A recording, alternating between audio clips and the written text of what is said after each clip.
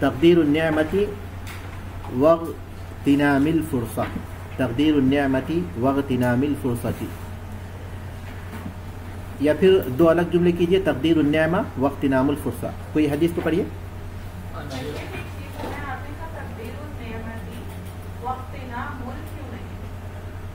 اگر آپ عطف کرتے ہیں تو اس صورت میں واغتنامی پڑھیں گے، اگر عطف نہیں کرتے ہیں مستقل جملہ کرتے ہیں تو پھر واغتنام پڑھیں گے.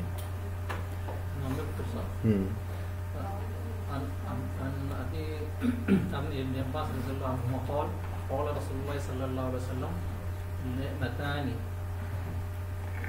مغبون فيهما كثير من الناس الصحة والفراغ رواه البخاري في كتاب الرقاب دال الترمذي أول أبو الزهد من أبواب والترمذي أول أبواب الزهد.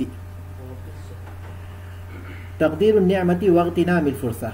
عن ابن عباس رضي الله تعالى عنهما قال قال رسول الله صلى الله عليه وسلم نعمتان مغبون فيهما كثير من الناس الصحة والفراغ رواه البخاري في كتاب الرقاق. رقاب نہیں وہ رقاق ہونا چاہیے. باب رقم 1 والترمذي اول ابواب الزهد والترمذي في ابواب الزهد یہ کافی ہے. تقدیر النعمتی واغتنام الفرصہ. تقدیر قدر یقدرو کے معنی میں سے ایک معنی اہمیت اور قدر افزائی، تعظیم وغیرہ کے ہیں. تو تقدیر النعمتی کی ترجمہ ہم یہاں کریں گے نعمتوں کی قدر.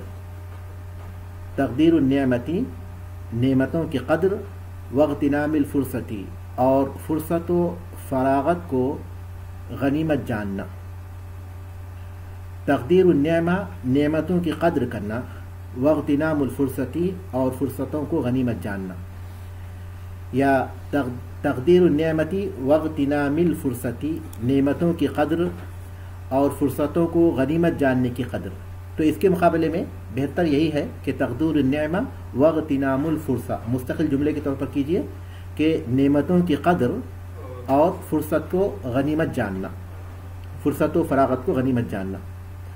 عن ابن عباس رضی اللہ تعالی عنہما، عبداللہ ابن عباس رضی اللہ تعالی عنہما سے روایت ہے، قال کہتے ہیں قال رسول اللہ صلی اللہ علیہ وسلم، رسول اللہ صلی اللہ علیہ وسلم نے فرمایا نعمتانی دو نعمتیں ہیں، مغبون فیہما بہت سے لوگ ان میں یا ان کی وجہ سے گھاٹے میں رہتے ہیں، بہت سے لوگ ان میں خسارے میں ہوتے ہیں. کثیر من الناس بہت سے لوگ، مغبون فیہما اس میں گھاٹے میں رہتے ہیں، کثیر من الناس بہت سے لوگ. الصحت والفراغ صحت اور فراغت یعنی فرصت. نعمتانی دو نعمتیں ہیں، مغبون فیہما کثیر الناس ان کے معاملے میں بہت سے لوگ گھاٹے اور خسارے میں رہتے ہیں. ان کے معاملے میں مغبون گھاٹے میں، خسارے میں. مغبون کے معنی ہیں جو خسارے میں رہے، ٹھگ جانے والا، گھاٹے میں رہنے والا. مغبون فیہما کثیر من الناس ان کے معاملے میں بہت سے لوگ گھاٹے یا خسارے میں رہتے ہیں. الصحت والفراغ صحت اور فراغت. امام بخاری نے اس کو روایت کیا کتاب الرقاق میں، اور امام ترمذی رحمۃ اللہ علیہ نے بھی اسے کتاب الزہد میں روایت کیا ہے. معنی واضح ہے. اب آئیے مفردات کی شرح کر لیں. شرح المفردات. نعمتانی تثنیۃ نعمتن، نعمتان یہ تثنیہ ہے نعمتن کا، تثنیۃ نعمتن نعمت کا تثنیہ ہے. والنعمت اور نعمت کے معنی کیا ہیں؟ والنعمت اور نعمت کہتے ہیں ما یعطیہ اللہ عبدہ، ما یعطیہ اللہ عبدہ مما یفیدہ وینفعہ ویجعل حالتہ حسنۃ. ما یعطیہ اللہ عبدہ وہ جو عطا کرتا ہے اللہ تعالیٰ اپنے بندے کو، وہ سب کچھ جو اللہ تعالیٰ اپنے بندے کو دیتا ہے. مما یفیدہ جو اسے فائدہ پہنچائے، وینفعہ اور نفع بخشے، ویجعل حالتہ حسنہ اور اس کی حالت کو بہتر بنائے. अन्नेमा वन्नेमा क्या है, मा युतीहिल्लाहु अब्दहु, वो तमाम चीज़ या हर वो चीज़ जो अल्लाह ताला अपने बंदे को अता करता है, मिम्मा युफीदुहु, जो उसे फ़ायदा पहुँचाती है, व यनफ़उहु, और नफ़ा बख्शती है, व यजअलु हालतहु हसनतन, और उसकी हालत को बेहतर करती है। हर नफ़ा बख्श और फ़ायदा देने वाली चीज़, इस पर नेमत का इतलाक़ होता है। हर वो चीज़ जिससे इंसान को फ़ायदा हो और उसकी हालत में बेहतरी आए, जो उसके लिए बेहतर हो, उस पर नेमत का इतलाक़ होता है। मक़बूनुन अलग़ब्नु वलग़बनु, अलग़ब्नु हुना, अलग़ब्न के माने हैं यहाँ, अलग़ब्न के यहाँ माने हैं अन्नक़्सु, कमी, कमी। वल मुरादु, और मुराद है अदमुल इस्तिफ़ादति मिनहुमा, इन दोनों से फ़ायदा न उठाना, अदमुल इस्तिफ़ादति मिनहुमा, इनसे फ़ायदा नहीं उठाना, वो तादियती हुकूक़िहिमा, और उनके हुकूक़ को अदा न करना। अदमुल इस्तिफ़ादति व तादियती हुकूक़िहिमा मिन इबादती, और उनसे फ़ायदा न उठाना और उनके हुकूक़ को अदा न करना, मिन इबादतिन, खा वो इबादत हो, व शुक्रिल्लाही, या अल्लाह का शुक्र हो, मिन इबादतिन व शुक्रिल्लाही, अल्लाह की इबादत और उसका शुक्र। आदमुल इस्तिफ़ादत, जी, व शुक्रिल्लाह, व शुक्र, हाँ, व शुक्रिन लिल्लाह, या अगर आप कसरा नहीं पर, अगर अल्लाह में, अगर लफ्ज़ जलाला में अगर जो है अलिफ रखेंगे तो वो शुक्रिल्लाह पढ़ेंगे, वरना फिर वो शुक्रिन लिल्लाह, इस तरह पढ़ेंगे उसको। आदमुल इस्तिफ़ादत मिनहुमा, उनसे फ़ायदा ना उठाना, किससे, सेहत और फरागत से। व तादियती हुकूक़िहिमा, और यानी व आदम तादियती हुकूक़िहिमा, उनके हुकूक़ को अदा न करना, मिन इबादतिन, खा वो इबादत हो, व शुक्रिन लिल्लाह, या अल्लाह का शुक्र हो, व शुक्रिन लिल्लाहि अज़्ज़ा व जल, या अल्लाह अज़्ज़ा व जल का शुक्र हो। अस्सिहतु ज़िद्दुल मरद, सेहत यह मरज़ की ज़िद है। वल मुरादु अल क़ुव्वत वल आफ़िया, और उससे मुराद है क़ुव्वत और आफ़ियत, ताकत और आफ़ियत। अस्सिहतु ज़िद्दुल मरज़, सेहत मरज़ की ज़िद है। वल मुरादु अल क़ुव्वत वल आफ़िया, और मुराद है क़ुव्वत और आफ़ियत। अल फ़राग़ अदमुश शुग़ल, फ़राग़ कहते हैं काम न होने को, काम का न होना, यानी फुर्सत। अदमुश शुग़ल यानी फुर्सत।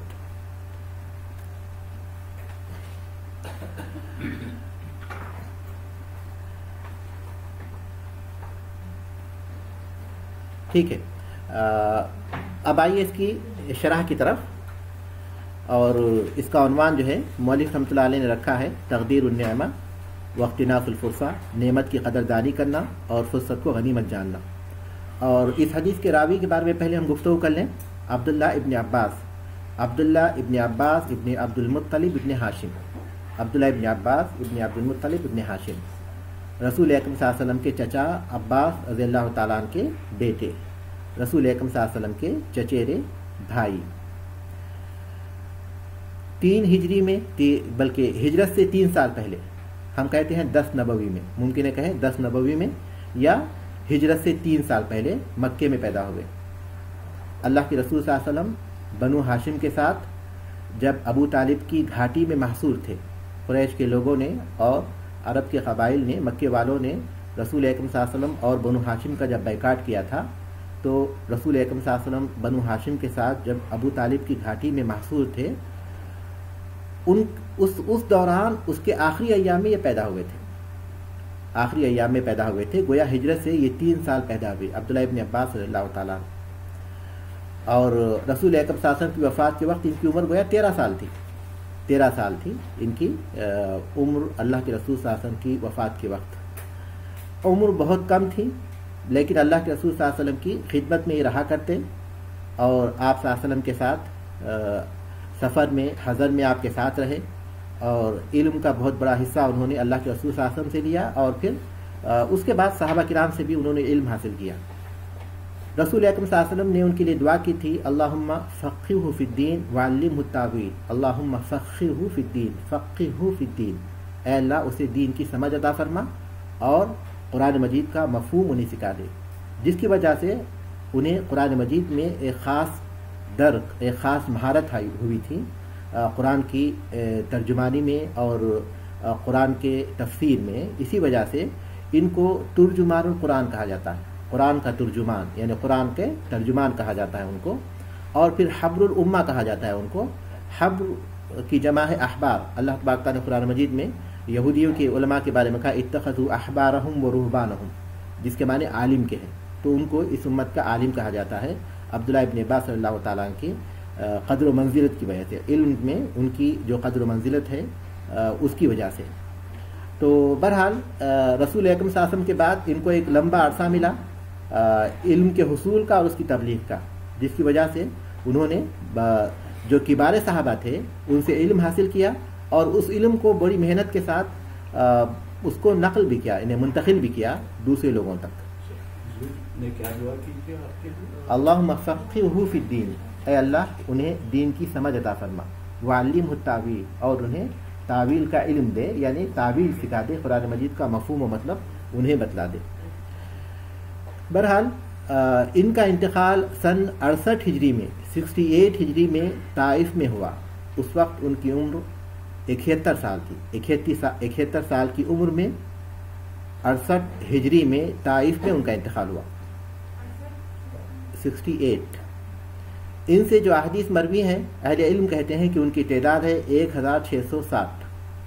1660 احادیث ان سے مروی ہیں.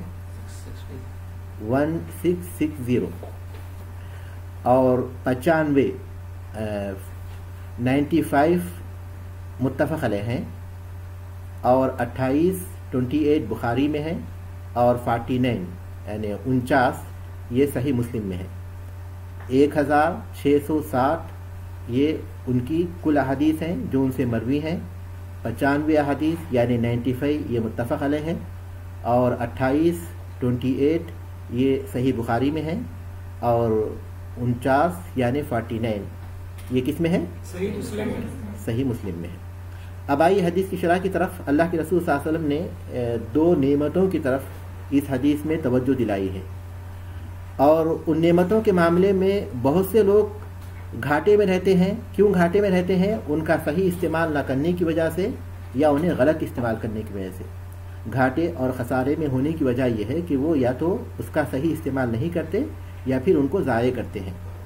تو 2 نعمتیں ہیں جن کے معاملے میں اکثر لوگ گھاٹے میں رہتے ہیں اور وہ ہے صحت اور فراغت. صحت اور فراغت یہ اللہ تعالیٰ کی عظیم نعمتیں ہیں جن کی انسان کو ان نعمتوں کے بہت سے دینی اور دنیاوی فائدے حاصل ہو سکتے ہیں. بہت سے دینی اور دنیاوی فائدے حاصل ہو سکتے ہیں، لیکن اگر وہ ان کو صحیح استعمال نہیں کرے گا تو وہ اس کے معاملے میں گھاٹے میں رہے گا. خسارے میں رہنے، نقصان میں رہنے کے 2 مفہوم ہیں. ایک یہ کہ ان کو صحیح طور پر استعمال نہ کیا جائے، یوں ہی انہیں ضائع کر دیا جائے، بے فائدہ انہیں چھوڑ دیا جائے. صحت ہے، انسان کے پاس عافیت ہے، طاقت ہے، جوان ہے، بہت سے کاموں کو وہ انجام دے سکتا ہے، لیکن وہ کوئی ایسا کام نہیں کرتا، مفید کام نہیں کرتا. اور اسی طرح فراغت ہے، فرصت ہے، کوئی مصروفیت نہیں ہے، وہ بہت سے کام انجام دے سکتا ہے لیکن وہ کوئی کام نہیں کرتا. تو یہ نعمتوں کو ضائع کرنا ہے، ان کا کوئی فائدہ اسے نہیں ہوتا. ایک مومن کو جب یہ نعمتیں حاصل ہوں تو وہ ان نعمتوں کے ذریعے بہت سے فائدے اٹھا سکتا ہے. مثال کے طور پر آدمی صحت مند ہے، توانا ہے، تو دنیاوی لحاظ سے وہ اپنی صحت کو اور اپنی عافیت کو بہت سی چیزوں میں استعمال کر سکتا ہے. تجارت کر سکتا ہے، محنت و مشقت کر سکتا ہے اور بہت سے مشاری میں وہ کام کر سکتا ہے، جس کی وجہ سے وہ اپنے آپ کو اور اپنے گھر والوں کو اور پھر دوسرے فقراء و مساکین کو اس کے ذریعے فائدہ پہنچا سکتا ہے. یا پھر دینی طور پر فرصت میں بھی وہ اسی طرح ان سارے کاموں کو انجام دے سکتا ہے. یا پھر وہ دینی طور پر اپنی اس صحت کو، اپنی فرصت کو اللہ تعالیٰ کی عبادت کے بہت سے کاموں میں لگا سکتا ہے.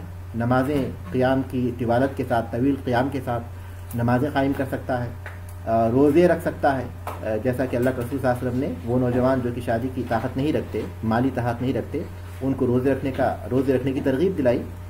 اور پھر وہ لوگوں کو نیکی کا حکم دے سکتا ہے، برائیوں سے روک سکتا ہے اور ایسے محتاجوں کی مسکینوں کی مدد کر سکتا ہے. رسول اکرم صلی اللہ علیہ وسلم نے صحیح بخاری صحیح مسلم کی ایک حدیث میں کہا الساعی علی الارملۃ والمسکین کالمجاہد فی سبیل اللہ، کہ جو بیوہ کے لیے مسکین کے لیے محنت کرتا ہے.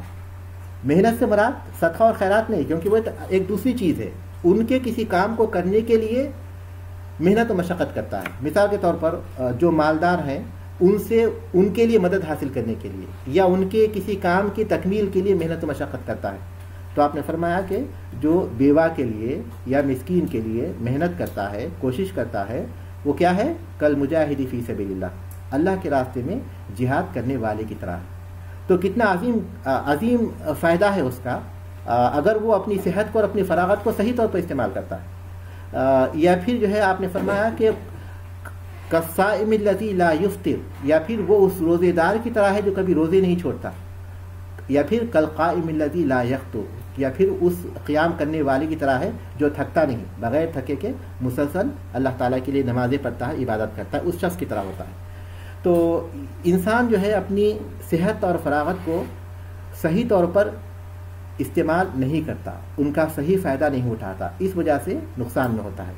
تو صحت اور فراغت سے صحیح فائدہ نہ اٹھانے کی ایک شکل تو یہ ہے کہ انسان ان کو استعمال نہ کرے بلکہ انہیں اسی طرح ضائع کر دے.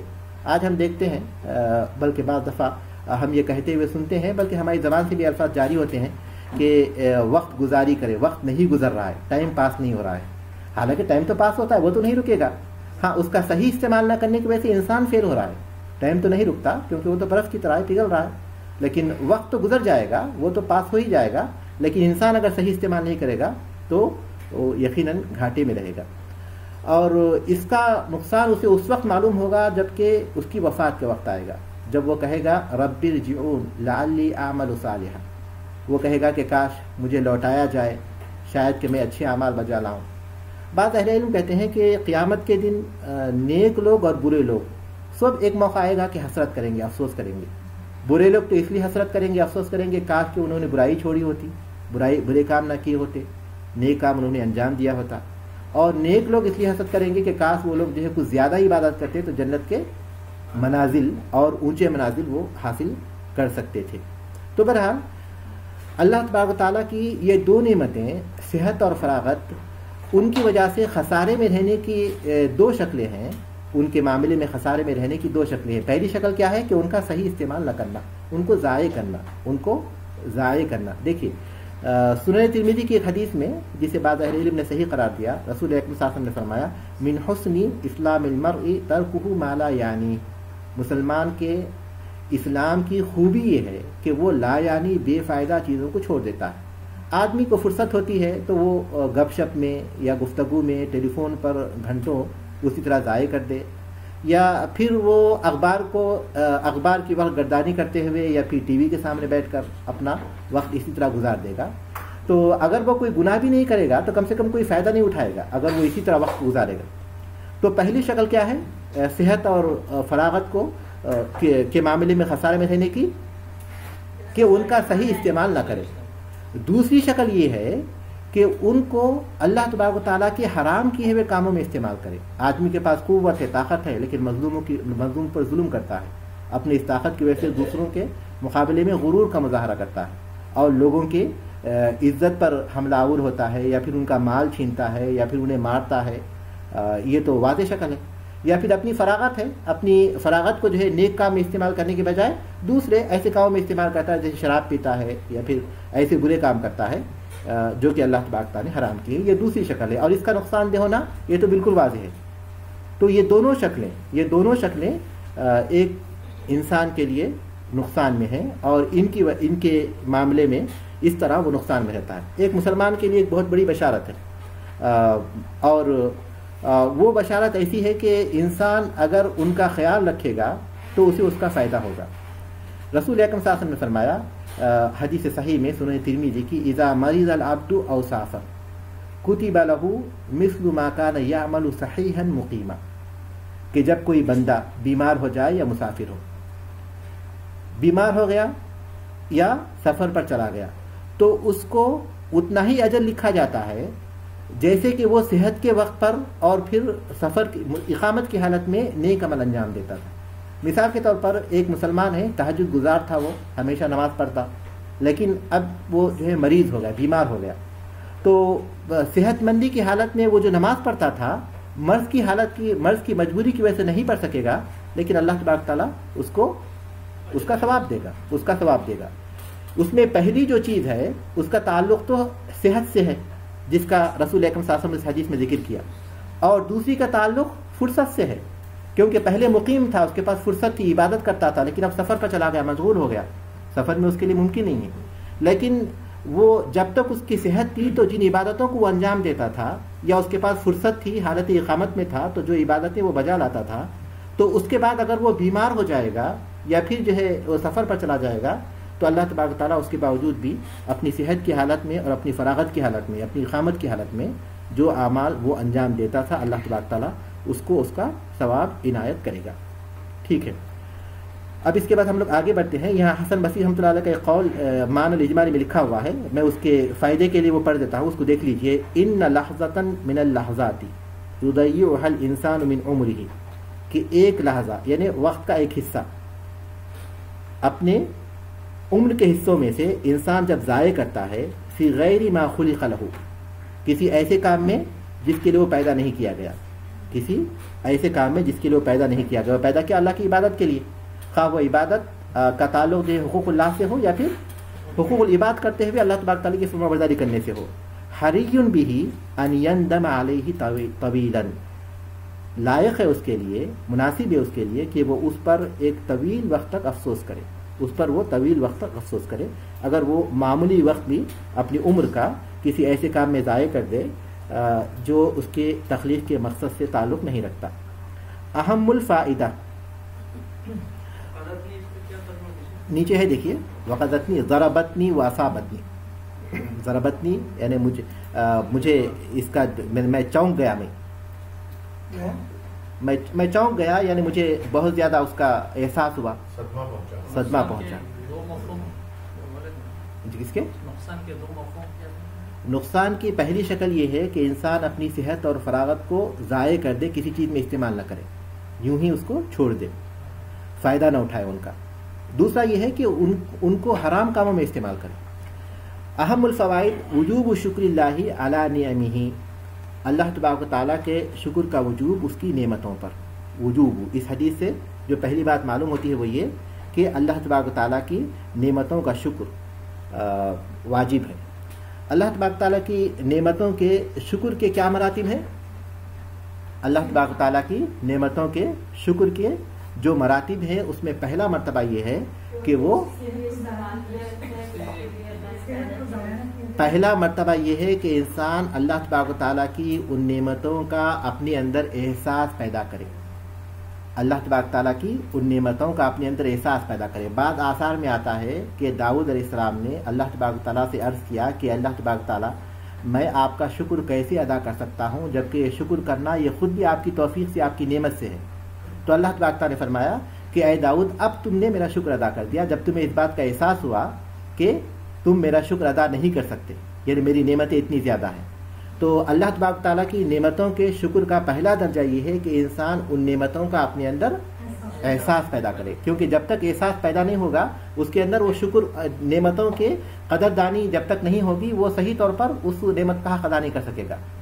اور دوسرا یہ کہ زبان سے اللہ تعالیٰ کی تعریف کرے، الحمدللہ، زبان سے اللہ تبارک تعالیٰ کی تعریف کرے۔ اللہ تبارک تعالیٰ کو بندے کی یہ بات پسند ہے کہ وہ اللہ تبارک تعالیٰ کی تعریف کرے۔ اور تیسرا یہ ہے کہ اللہ تبارک تعالیٰ نے جب اس پر احسان کیا ہے، وہ نعمتیں دی ہے، تو پھر اللہ تبارک تعالیٰ کی بھلائی کے بدلے میں وہ اللہ تبارک تعالیٰ کی فرما برداری کرے۔ حل جزاء الاحسان الا الاحسان، احسان کا بدلہ احسان کے علاوہ اور کیا ہو سکتا ہے؟ تو اللہ تبارک تعالیٰ کی فرما برداری کرے، نافرمانی نہ کرے۔ اللہ تعالیٰ نے جب اسے نعمتیں دی ہے تو پھر اس کو چاہیے کہ اللہ کی فرما برداری کرے۔ چوتھا درجہ یہ ہے کہ جو نعمت اللہ نے دی ہے اس نعمت کے ذریعے ان کی خدمت کرے جو اس نعمت سے محروم ہے۔ اللہ تعالیٰ نے آپ کو علم دیا ہے تو کسی جاہل کو سکھائیے، اللہ تعالیٰ نے آپ کو قوت دی ہے تو کسی کی مدد کیجیے، کسی کے کام آئیے اور کسی کے بوجھ کو ہلکا کیجیے، اپنی طاقت سے جو کام کر سکتے ہیں وہ کام کیجیے۔ اسی طرح اللہ تبارک تعالیٰ نے انسان کو جو بھی نعمت دی ہے تو ان نعمتوں کے ذریعے ان کی مدد کرے، جیسے مال ہے تو وہ غریبوں پر خرچ کرے اور اس کا انفاق کرے وغیرہ وغیرہ۔ تو वजूब शुक्रिल्लाहि अला नियमिही, अल्लाह के शुक्र का वजूब उसकी नेमतों पर। इग़्तिनामुल फुरसी क़ब्ल फ़वातिल अमानी, फुर्सतों को गनीमत जानना वक्त के गुजरने से पहले। अवान कहते हैं ज़मनुल मुहद्दद, किसी काम के करने का जो मखसूस वक्त है वो है अवान। तो वो उस वक्त के गुजरने से पहले, उस वक्त के गुजरने से पहले, क्योंकि वक्त गुजरने के बाद इंसान वो काम करेगा तो उसको कोई फ़ायदा नहीं होगा। तो इग़्तिनामुल फुरसी क़ब्ल फ़वातिल अनाम, फुर्सतों को गनीमत जानना वक्त के गुजरने से पहले। इंसान के पास जब तक वो सेहतमंद है तब तक वो बहुत से काम कर सकता है। मरीज होने के बाद वो लाख तमन्ना करेगा, वो काम नहीं कर सकेगा जो हालत सेहत में वो कर सकता था। इंसान के पास फुर्सत है, बहुत से काम कर सकता है। मशगूल हो जाने के बाद वो कितना भी चाहे लेकिन वो काम नहीं कर सकता जो कि वो फुर्सत के वक्त पर कर सकता था। तो इसीलिए फुर्सतों को गनीमत जानना वक्त के गुजरने से पहले। उसके बाद सालिसन अलल इंसानी अन यंजुरा हातैनी नज़रतैनी, इंसान पर ज़रूरी है, यानी इंसान को चाहिए कि वो इन दो नज़रियात या इन दो नज़रियात का ख्याल रखे, या फिर इन दो तरह की सोच रखे, दो तरह की सोच रखे, इन दो नजरियों के मुताबिक सोचे, यानी इन दो तरह की सोच रखे। दो पैमाने हैं, दो मेयार हैं सोचने के, तो उस तरह वो सोचे। पहला क्या है? अलिफ फिद दुनिया यंजुरु इला मन दूनहु लियरा निअमतल्लाहि अलैहि, दुनिया के मामले में उनको देखे जो उससे कमतर हैं ताकि वो अल्लाह ताला की नेमतों को पहचान सके, अल्लाह ताला की नेमतों को महसूस कर सके। फिद दुनिया यंजुरु इला मन दूनहु, दुनिया के मामले में उनको देखे जो उससे कमतर हैं, लियरा निअमतल्लाहि अलैहि, ताकि वो अल्लाह तबारक ताला की नेमत को पहचान सके। एक हदीस में इसकी तरगीब दी गई। रसूल अकरम सल्लल्लाहु अलैहि वसल्लम ने फरमाया, सही बुखारी सही मुस्लिम की हदीस है, उन्जुरु इला मन हुआ अस्फला मिनकुम वला तंजुरु इला मन हुआ फौककुम फहुवा अजदरु अल्ला तज़दरु निअमतल्लाहि अलैकुम, उनको देखो जो तुम्हारे नीचे हैं या तुमसे कमतर है, उनको ना देखो जो तुमसे ऊपर है। ये ज़्यादा बेहतर है कि तुम अल्लाह ताला की नेमतों को हक़ीर ना समझो। इंसान को दुनिया के मामले में उनको देखना चाहिए जो उन नेमतों से भी महरूम है जो उसे हासिल हैं। कोई आदमी मामूली सा कमा लेता है, बहुत ज़्यादा नहीं है, लेकिन अगर वो उनकी तरफ देखेगा जो बहुत ज़्यादा मालदार हैं तो उसके अंदर शुक्रगुजारी का जज्बा पैदा नहीं होगा। लेकिन उनकी तरफ देखेगा जो खाने पानी से महरूम है, जो जिनको दो वक्त की रोटी भी नहीं मिलती, तो जो नेमतें उसके पास है उसकी कदर उसके अंदर पैदा होगी, उसके अंदर उसकी कदर पैदा होगी। तो दुनिया के मामले में उनको देखना चाहिए जो उससे कमतर हैं ताकि वो अल्लाह की नेमत को पहचान सके। अच्छा, बा क्या है? फिल इबादती यंजुरु इला मन हुआ फौकहु, इबादत के मामले में उसकी तरफ देखे जो उससे बेहतर है, उसके ऊपर है। लियरा तक़सीरहु फयज्तहिद, ताकि वो अपनी कोताही को, अपनी कमी को महसूस करे, लिहाजा मेहनत करे, बस मेहनत करे, ताकि वो अपनी कोताही को, अपनी कमी को महसूस करे और मेहनत व मशक्क़त करे, और मेहनत व मशक्क़त करे। ये बात अल्लाह तबारक तआला ने कुरान मजीद में फरमाई, वफ़ी ज़ालिका फ़ल्यतनाफ़सिल मुतनाफ़िसून, ये वो चीज़ है जिसमें सबक़त करने वालों को सबक़त करना चाहिए इबादत के मामले में। कुरान मजीद में एक और जगह अल्लाह तबारक तआला ने फरमाया, वजअलना लिलमुत्तक़ीना इमामा, आदमी के नेकी और तक़वे के मामले में आदमी के अज़ाइम इतने बुलंद होना चाहिए, उसका हौसला इतना बुलंद होना चाहिए कि वो ये दुआ करे। इबादुर रहमान की दुआ में से एक दुआ ये बताई, वजअलना लिलमुत्तक़ीना इमामा, कि हमें मुत्तक़ियों का इमाम बना दे, यानी तक़वे और परहेज़गारी में हमें उस मकाम पर पहुँचा दे कि लोग हमें देख कर उसमें हमारी इक़्तिदा करें। इस मामले में हमको इस तरह आगे बढ़ने की कोशिश करना चाहिए। तो इंसान के पास ये कब पैदा होगा? जबकि वो उसको देखेगा जो उससे बेहतर है। जब उससे बेहतर की तरफ देखेगा तो वो चाहेगा कि उससे आगे बढ़ने की कोशिश करे। तो इस तरह इस दो तरह की सोच रखना चाहिए इंसान को, दुनिया के मामले में अलग और दीन के मामले में अलग, ताकि वो अल्लाह ताला की नेमतों की सही तौर पर कदर कर सके। ठीक है, इस सिलसिले में कोई सवाल है?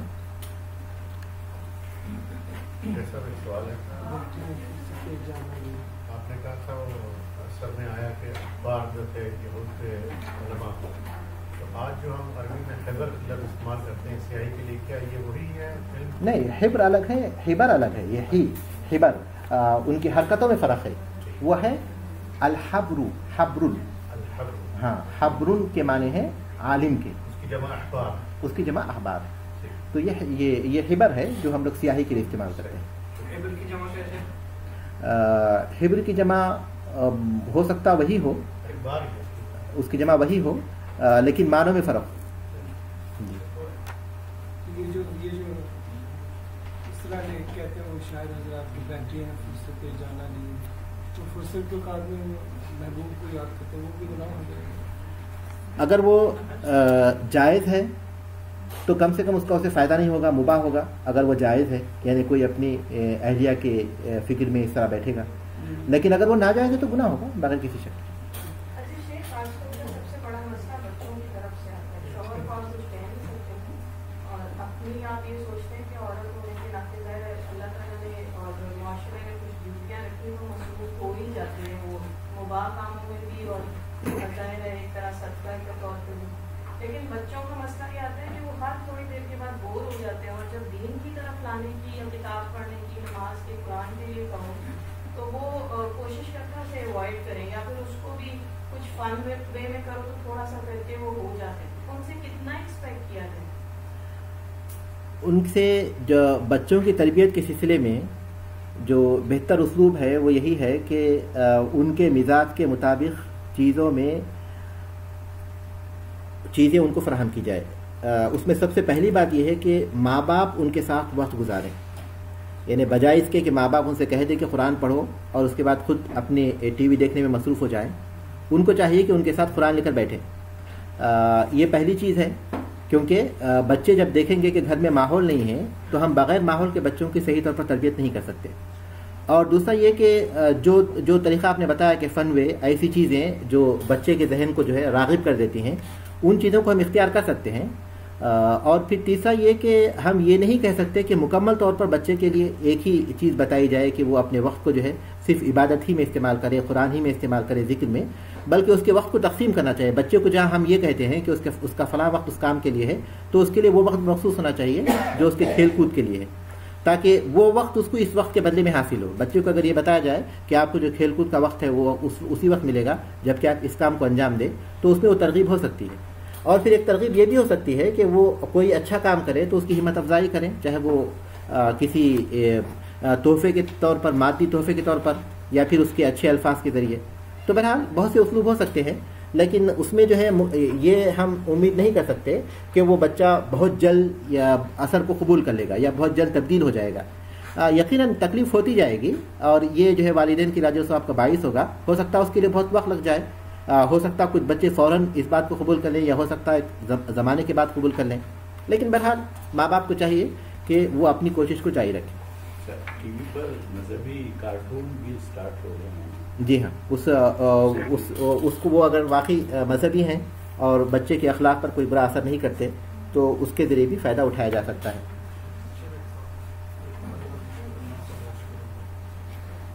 جی ہاں، لوگوں کا جو شکر ادا نہیں کرتا اللہ اس کا شکر ادا نہیں کرتا. صحیح ہے.